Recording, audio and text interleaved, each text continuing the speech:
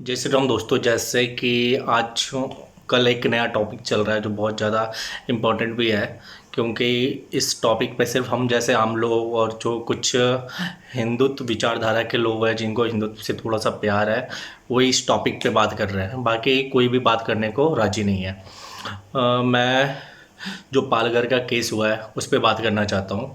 पालघर में जो हुआ है, चलो जो हुआ सो हुआ। होने के बाद जो एक दूसरे विपक्ष के लोग हैं जो इतने साइलेंट हैं, उससे कुछ समझ में नहीं आ रहा है। उसमें बहुत सारी चीज़ें बातें हैं जो मैं आपसे करना चाहता हूँ और आपको बताना चाहता हूँ।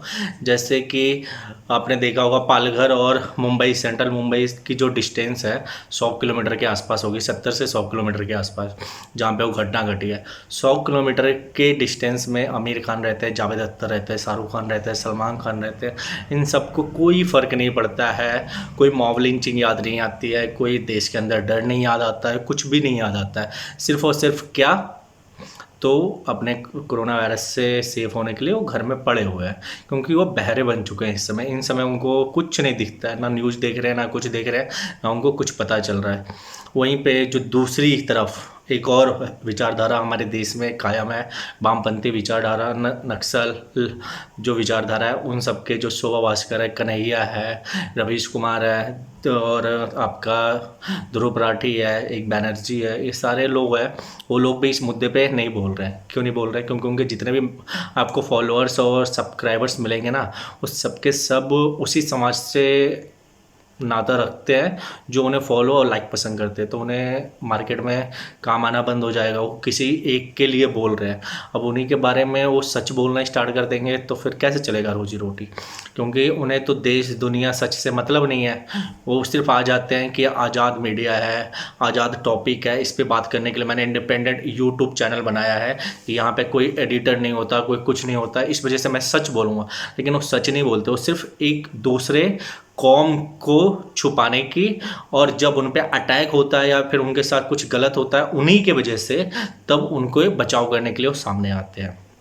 चलिए, ज़्यादा इन लोगों के ऊपर ध्यान नहीं देना है, हम टॉपिक पे आते हैं। टॉपिक दोस्तों, जैसे कि आपको पता होगा कल पृछ गिरी और कम सुशील गिरी, दो साधु थे जिनके गुरुजी का देहांत हो गया था गुजरात में।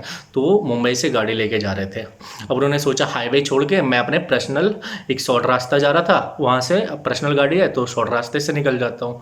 जब वहाँ से निकल रहे थे तो कुछ लोग जो थे उन पर अटैक कर दिए। अटैक होने के बाद जो कुछ लोग थे वो सच में आदिवासी थे, गांव के थे, नॉर्मल लोग थे। उन्होंने ज़्यादा कुछ नहीं किया, अटैक किया, मारा वारा छोड़ दिया, उन्हें एक घर के अंदर बंद कर दिया, पुलिस को इन्फॉर्म कर दिया। पुलिस पहुंची, उसे पुलिस ने उन्हें वहाँ से निकाल के फॉरेस्ट पुलिस ऑफिस था एक फॉरेस्ट डिपार्टमेंट का, उसके अंदर उनको डाल दिया जाता है, उन्हें रख दिया जाता है और वो आगे की कार्रवाई करना स्टार्ट करते हैं। उस कार्रवाई के अंदर 1-1.5 घंटे का टाइम लगता है। 1-1.5 घंटे के अंदर वहाँ पे सडनली भीड़ इकट्ठा होने लगती है, 1,500 से 2-2,500 हज़ार की भीड़ इकट्ठा हो जाती है। इस भीड़ को लीड करने के लिए जो दो नाम आ रहे हैं वो सबसे ज़्यादा एक सीपीएम के नेता थे और एक एनसीपी के नेता है जो वहाँ के जिला अध्यक्ष हैं। अब दोस्तों सारी चीज़ें समझ में आ जाती है। वहाँ पे एक बैक स्टोरी में आपको ले जाना चाहता हूँ। पालघर की हिस्ट्री रही है कि 1999 से अभी तक का बीजेपी का एक भी सरकार नहीं बनी है। सिर्फ 2014 में एक बार बीजेपी का एमएलए वहाँ पे जीत के आया है। ठीक है, वहाँ पे दो बच्चों में हमेशा एक तनाव सा माहौल बना रहा है। एक कृष्णरी मत्सीन जो वहाँ पे धर्म परिवर्तन को लेके बहुत ज़्यादा हावी है, जो गरीब लोगों को कुछ पैसे कुछ चीज़ लालच दे के वहाँ पे धर्म परिवर्तन करते हैं। वहीं हिंदू जो है उसका बचाव के लिए आ जाते हैं। अब ये सारी चीज़ें वहाँ पे पहले से चल रही थी। अब भगवा होने की वजह से जो वो साधु थे उन्होंने भगवा ड्रेस पहना था और सारी चीज़ें जो थी उनके दिखावा का वो भगवा था। तो इस वजह से भीड़ ने पहले तो गाड़ी के अंदर अटैक किया था, वो भीड़ जो थी वो नॉर्मल थी। जब उन्हें पता चल गया उन्होंने पुलिस को हैंड ओवर कर दिया। अब दूसरा रूमर्स फैला, अब भगवा है तो टारगेट किया जाएगा। महाराष्ट्र में किसकी सरकार है? शिवसेना की सरकार है, कांग्रेस की सरकार है, एनसीपी की सरकार है। एनसीपी और सीपीएम दोनों का विचारधारा सेम है। कांग्रेस का विचारधारा मुस्लिम की तरफ झुका हुआ है, क्रिश्चियन की तरफ झुका हुआ है, तो जाहिर सी बात है। अब ये एक रूमर्स बनाया गया, भीड़ इकट्ठा किया गया। एनसीपी एंड सीपीएम के जिलाध्यक्ष पहुंचे। सीपीएम ने इस बार वहाँ से इलेक्शन भी जीता है, उसका एमएलए वहाँ पे अवेलेबल थे। तो उन्होंने वहाँ पे अटैक किया। अटैक करने के बाद उस साधु को सबने देखा होगा, मार दिया गया। मार दिया गया, दो चार पॉइंट है दोस्तों, चलो मार दिया, वो दूसरी मूवमेंट है। आपको एक मैं स्टोरी याद दिलाना चाहता हूँ। झारखंड के अंदर एक बंदा होता है, मुस्लिम होता है, वो चोरी करता है, उसे भीड़ इकट्ठा कर लेती है। भीड़ जब उसको मारने वाली होती है, एक अकेला सरदार जी होते हैं, पुलिस वाला एसआई होते हैं, वो अकेला 500 लोगों से भिड़ जाते हैं, 1000 के आसपास भीड़ होती है, और उस मुस्लिम को बाल बांका नहीं होने देते हैं और उसे बचा के लेके चले जाते हैं। ये होती है कर्तव्य। दूसरी चीज़, जो वहाँ पे एक एसआई अवेलेबल था, 4 कांस्टेबल थे, 2 हवलदार भी थे, और शायद मतलब 8-10 की टीम थी। 8-10 की टीम, एसआई के पास एक रिवॉल्वर होता है, जाहिर सी बात है, 4 राइफल थे, और उन्होंने एक भी फायरिंग नहीं की, उनको बचाने की कोशिश नहीं की। उल्टा वीडियो के अंदर आप देख सकते हो कि पुलिस वाला हाथ ऐसे झटक के निकल जाता है जैसे मुझे कोई फ़र्क ही नहीं पड़ रहा हो। मतलब ये शिवाजी की धरती है, ये वीरों की धरती है, ये भगवा की धरती है। महाराष्ट्र इसी की वजह से जाना जाता है। लेकिन आज जो हो रहा है वो समझ में नहीं आ रहा है। बाला साहब ने बोला था कि हिंदुत्व को अगर कहीं जगह नहीं मिलेगा तो मैं महाराष्ट्र में दूंगा। कि आज उनका बेटा यही जगह देने की बातें कर रहे हैं, जहाँ पे एक साधु पे अटैक किया जा रहा है। दोस्तों, ये सारी चीज़ें हुई, ख़त्म हो गई। अब बात आ रही है कि लोग बोल रहे हैं, जो दूसरे विचारधारा के हैं, कि इसे कम्युनलिज्म मत बनाओ, इसे हिंदू मुस्लिम मत बनाओ, इसे उन सारी चीज़ों से मत जोड़ो जिनसे कि देश में हिंदू मुस्लिम के अगेंस्ट में एक गुस्सा पैदा हो। ये तो हम नहीं कर रहे थे ना, स्टार्टिंग से जो देखा जाए हम नहीं कर रहे थे। क्यों? क्योंकि आप लोगों का ही मेहरबानी है। एक जुनैद मारा जाता है तो देश को देश सुरक्षित नहीं होता है। अल खान मारा जाता है तो पूरा केजरीवाल दादरी तक पहुंच जाते हैं। इसी प्रकार बहुत सारे मुस्लिम जो अपने किसी ना किसी चोरी की वजह से मारे जाते हैं, कोई गंदी हरकतों की वजह से, तो उन पे पूरा सोनिया गांधी, राहुल गांधी, सीपीएम, ये शोभा भास्कर, कन्हैया कुमार, शैला राशिद, सारे आ जाते हैं। सारी एक विचारधारा क्रिएट करते हैं माहौल के अंदर कि देश में मुस्लिम सेफ नहीं है, देश में एक अलग सा विचारधारा चल रहा है जो देशवासियों को जिंदा नहीं रहने देगा। ये वो बहुत सारे रूमर्स फैलाते हैं, ट्विटर पे जाते हैं, यहाँ जाते हैं, वहाँ जाते हैं, डिबेट करते हैं, सारे न्यूज़ चैनल आ जाते हैं। लेकिन आज कोई भी न्यूज़ चैनल उस पर बात करने को राजी नहीं है। दोस्तों, मैं 20 ऐसे हिंदुओं का नाम बताऊंगा जिसके ऊपर अटैक हुआ, उसे मारा गया, लेकिन उसे कोई भी सपोर्ट नहीं मिली, ना मीडिया की सपोर्ट मिली, ना अपोजिशन की सपोर्ट मिली, और ना ही इस देश के उन विचारधाराओं को सपोर्ट मिली जो बोलते हैं कि मैं गरीबों के लिए लड़ाई करता हूँ। पहला नंबर मैं विष्णु गोस्वामी को लेना चाहता हूँ। 16 मई 2016 का इनका मौत हुआ था, निजामुद्दीन के द्वारा की गई थी मौत। और दूसरा नाम वी रामलिंगम है, जो 7 फरवरी को मौत हुआ था तमिलनाडु में, जिनका मोहम्मद इलियास और मोहम्मद जुनैद ने हत्या की थी। तीसरा नाम मैं आपको बताता हूँ ध्रुव त्यागी का। ध्रुव त्यागी का मुस्लिम अटैक के द्वारा मौत हुई थी, और ये कारण था कि उन्होंने उनकी बेटी को कुछ मुस्लिम संगठन के लोगों ने छेड़ा था। मतलब कुछ लोगों ने, जैसे मुस्लिम युवा मोर्चा हो गया, ये वो दिल्ली की केस है, उसमें ध्रुव त्यागी जी के बेटी के साथ मिसबिहेवियर हुआ था। उस पर उन्होंने जाके बोला तो उन्हें मार दिया गया। उस पर कोई एक्शन नहीं हुआ। 26 जनवरी आप सभी को याद होगा, चंदन गुप्ता तिरंगा यात्रा निकाला था विश्व हिंदू परिषद का। उसमें जा रहे थे, वो अपना रैली संबोधित कर रहे थे, वहाँ पे सलीम नाम का बंदा रिवॉल्वर से फायर करता है और उनकी डेथ हो जाती है। उस पर कोई मीडिया कोई कुछ नहीं बोल रहा है। हीना तलरेजा, 5 जुलाई 2017 का केस है, गैंग रेप करके उसके पति ने, एक तो उसने लव जिहाद किया था, लव जिहाद करने के बाद उसी के पति ने उसके साथ गैंग रेप किया और मर्डर किया और उसे मार दिया गया 5 जुलाई 2017 को। लेकिन कोई भी देश के अंदर कोई भी वामपंथी विचारधारा नहीं आई। अंकित सक्सेना सब जानते हो गए, 1 फरवरी 2018 मुस्लिम फैमिली ने उन्हें अटैक करके मार दिया। उनकी गलती सिर्फ इतनी थी कि एक मुस्लिम लड़की से वो प्यार करते थे। तो दिल्ली के अंदर ही हुआ था। सेम कुछ दिन पहले केजरीवाल दादरी तक गए थे, लेकिन उसके जस्ट कुछ दिनों बाद ही अंकित सक्सेना का मौत होता है। वो लड़की की पूरी फैमिली जो है उन पर अटैक करता है, वो मार देती है, और लेकिन उसके पास केजरीवाल नहीं जा पाते हैं। प्रशांत पुजारी 2015 9 अक्टूबर की बात है, वो कर्नाटका के रहने वाले थे। वो बहुत बार मुस्लिमों को काऊ जो गाय होता है उसको ले जाते हुए पकड़वाए थे पुलिस से।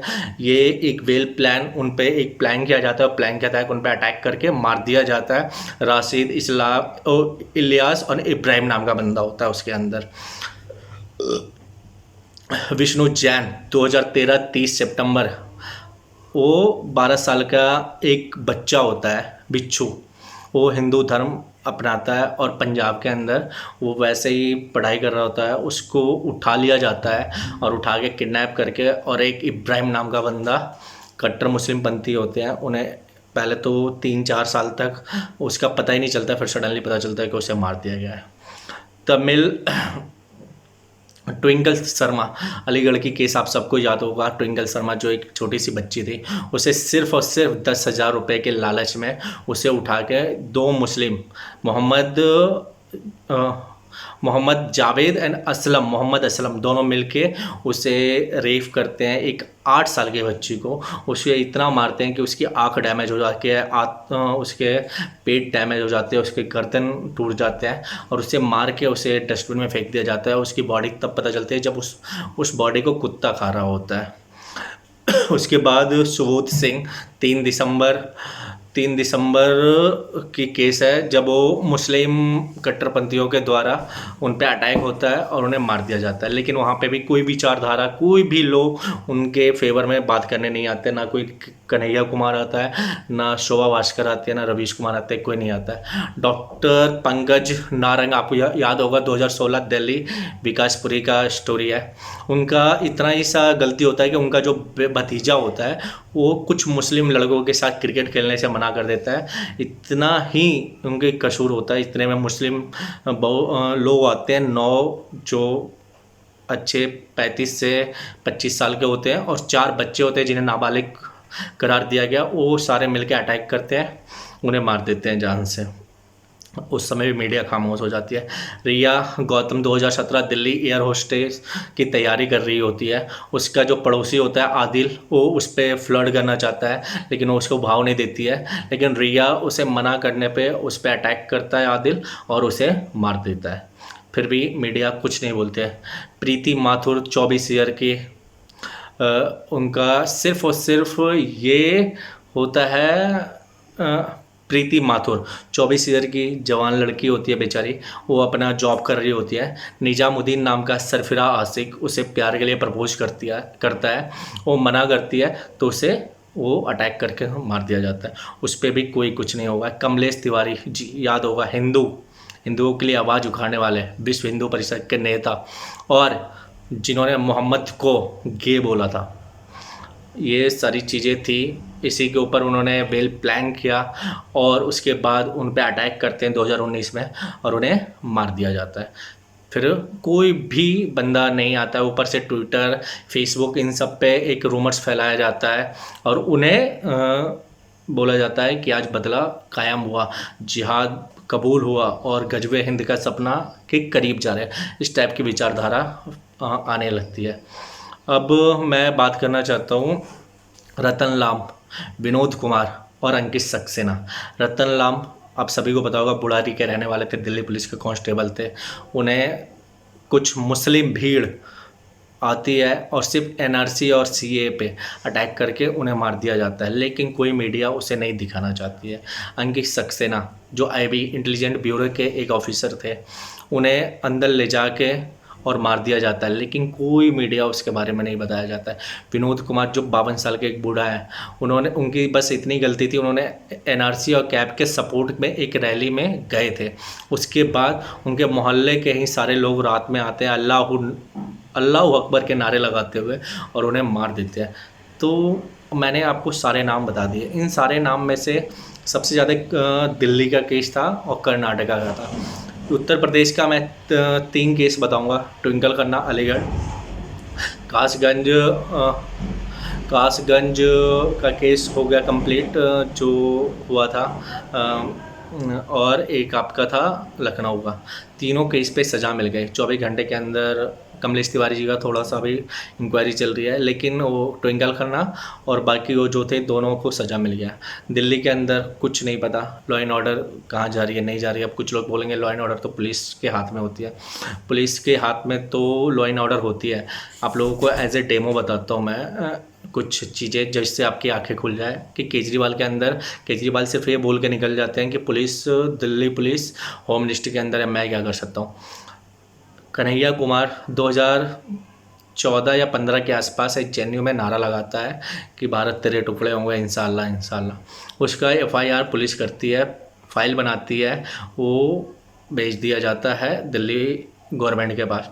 उस फाइल को मंजूरी 2019 तक नहीं मिलती है। 20 में जब दिल्ली के अंदर अटैक होते हैं आफ्टर इलेक्शन और राइट्स चल रहा होता है, उस समय जब दिल्ली के सीएम अरविंद केजरीवाल के पार्षद के घर में बम, पेट्रोल बम, हथियार, ये सारी चीज़ें मिलती है, तब वो जाकर कन्हैया कुमार का फाइल को मंजूरी दे देते हैं कि इन पे देशद्रोही का मुकदमा चलाया जाए। दोस्तों इस सारी चीज़ें समझने की बात है कि कहीं ना कहीं से इन लोगों को मनोबल बढ़ाया जाता है कि आप करो ये चीज़, हम आपके पीछे बैठे हुए हैं।